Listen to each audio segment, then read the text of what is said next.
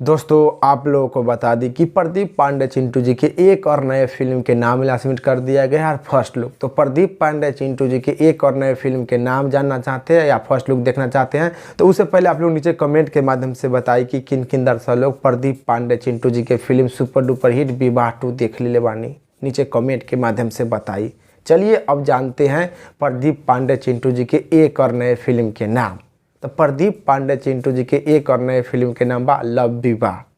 प्रदीप पांडे चिंटू जी के एक और नए फिल्म के नाम बा लव विवाह। तो प्रदीप पांडे चिंटू जी के एक और नए फिल्म के नाम बा लव विवाह। तो लव विवाह फिल्म के फर्स्ट लुक आप लोग स्क्रीन पर देख सकत बानी। प्रदीप पांडे चिंटू जी के नया फिल्म के नाम बा लव विवाह और लव विवाह फिल्म के फर्स्ट लुक आप लोग स्क्रीन पर देख सकत बानी।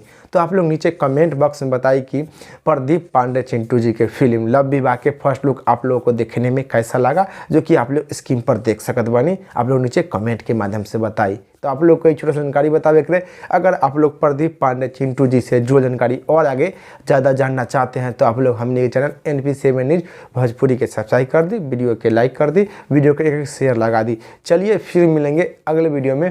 जय हिंद, जय भोजपुरी।